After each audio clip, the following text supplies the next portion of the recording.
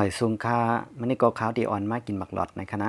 ยำในก็ถึงขิงไม้ยาแลในตีมีหมักหลอดหมักโมงในคณะมีเทียงหลายๆมิ้วพวกข้ามไม้ในหมักไม้ในคณะวันนี้ก็จะพาผู้ชมครับมากินหมักหลอดอันนี้ก็เป็นอาหารไทยใหญ่เลยกินด้วยกันครับอันนี้ก็จะเปรี้ยวๆเลยครับเปรี้ยวมาก แต่ที่หวานก็มีแต่ที่ผมซื้อมาเนี่ยเปรี้ยวมากครับกับบะนำก็ที่ว่าผู้หญิงก็กินส้มในคณะที่เต้งก็จ้าเขาก็ถูกลีกินในคณะก็เพราะว่าส้มในมันมีวิตามินซีในคณะวิตามินซีก็ช่วยให้เลือดเท่าดีนะคะส่วนใหญ่ก็จะว่าผู้หญิงครับที่กินเปรี้ยวครับที่กินเปรี้ยวกินส้มจริงๆแล้วผู้ชายก็คนกินครับเพราะว่าส้มเปรี้ยวๆนี่มันมีวิตามินซีครับวิตามินซีก็จะช่วยให้เลือดเราดีครับนะครับตามด้วยกันหน้าเงินคณะก็กินมดไหนก็เร็วกันหรือได้หรือแทนทั้งน้ำมันไปซอยนะคณะมาขั้นตอนยาวก็มาใส่เกลือคณะอันนี้มันเป็นเกลือผงหวานดั้งผุนเอาคณะใส่ไว้นั่นนะอันนี้ก็มีเกลือครับแล้วก็มีถั่วเน่าของสลดผสมไปแล้ว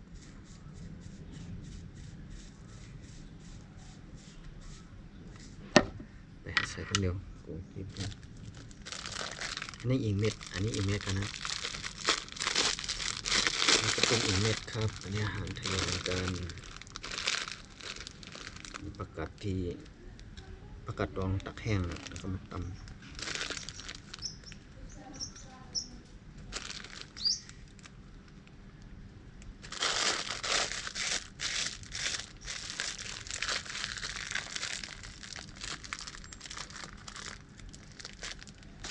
กำในขั้นตอนที่น้อยเห็ด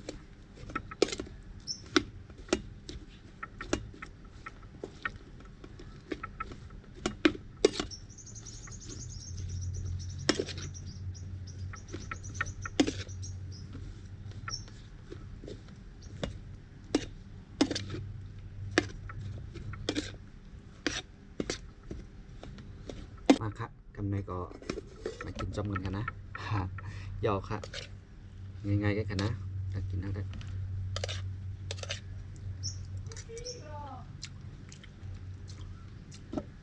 ดึกสมแห้งน่ะ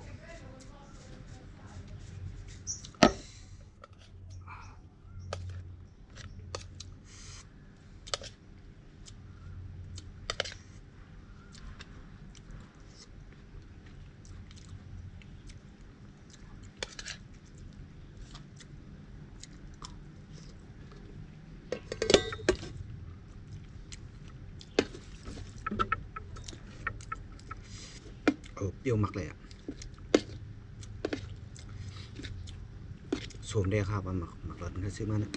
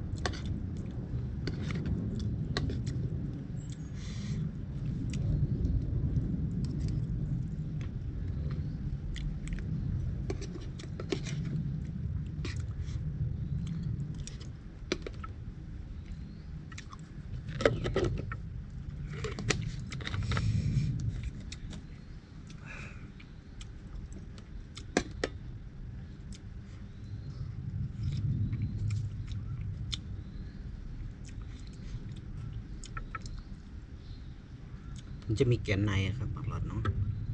ก็เรากินไม่ได้แกนใน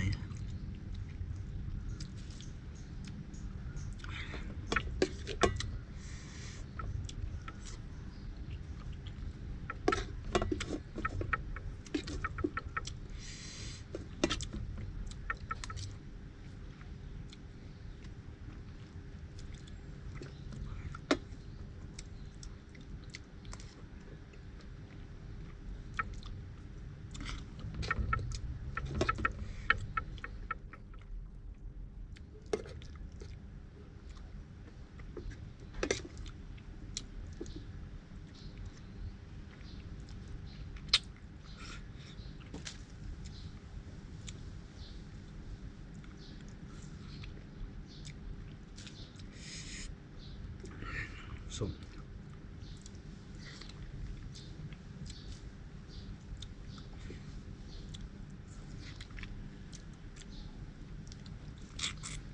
พี่เติมมีก็กินจ้อมนะมีก็กินจ้อมได้ดีหวานแน่ๆนะ